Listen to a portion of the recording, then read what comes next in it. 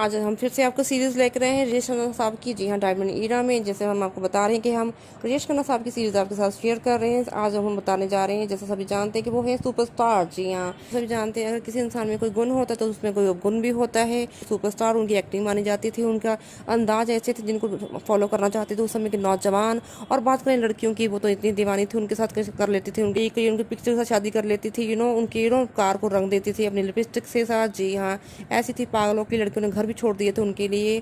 और बात करें अगर उनमें इतने गुण थे तो कुछ अवगुण भी थे। जी, सबसे बड़ा तो अवगुण था उनमें ऐसा कि वो कभी भी फिल्म के सेट पर कभी आते नहीं थे टाइम से। जी हाँ, इसका खुलासा कर डाला है कि फिल्म एक्ट्रेस ने। जी हाँ, और उनके साथ को स्टार ने। जी हाँ, अगर बात करें हम वहीदा रहमान की। जी हाँ, साथ में अगर बात आशा पारेख जी की, और साथ में अगर करें बात हम जयप्रदा जी की। जी हाँ, इन तीनों ने कह डाली है सेम बात। जी हाँ, कि राजेश खन्ना साहब कभी भी सेट पर टाइम से नहीं आते थे। और सबसे बड़ी बात कह डाली है जयप्रदा जी ने।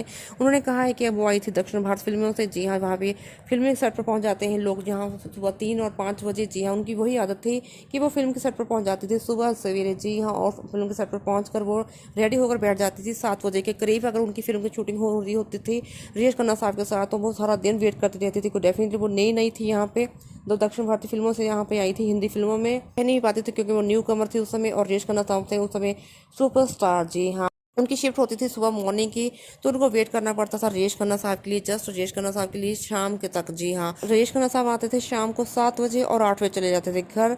और सबसे बड़ी बात, आते ही वो कहते थे कि उनको बड़ा पाव खाना है और उनको पाव भाजी खानी है।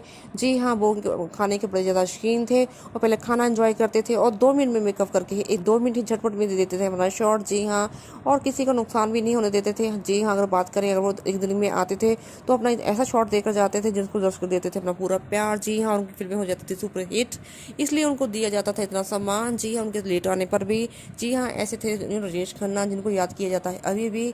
चलिए, अगर इसका कुछ तो नुकसान हुआ ही होगा उनको। जी हाँ, डेफिनेटली उनके ऐसे लेटली भी चलती रही थी उनकी जवानी के दिनों में। कहते हैं कि सभी का तारा डूबता है यहाँ पर, और जैसे में और स्टार्स आ गए इंडस्ट्री में तो उनको डेफिनेटली उनके पे ही रंग ढंग रहे थे, और इस वजह से काफ़ी उनको खमाजा भी भुगतना पड़ा था और उनको करनी पड़ी थी बी ग्रेड की फिल्में। जी हाँ, सभी कहते हैं कि वक्त एक जैसा नहीं रहता सभी के लिए, ये बात हो चुकी थी साबित राजेश खन्ना साहब की ज़िंदगी में। जी हाँ, और इसका काफ़ी अफसोस भी रहा था उनको कि उनको बी ग्रेड की फिल्में करनी पड़ी हैं कुछ ऐसी। उन्होंने बी ग्रेड फिल्में ही क्यों की थी, इसका भी आप एक ऐसे सीरीज़ है वो हम आपके साथ शेयर करेंगे वीडियो में। बने रहिए मेरे वीडियो में, फिर से मिलते हैं।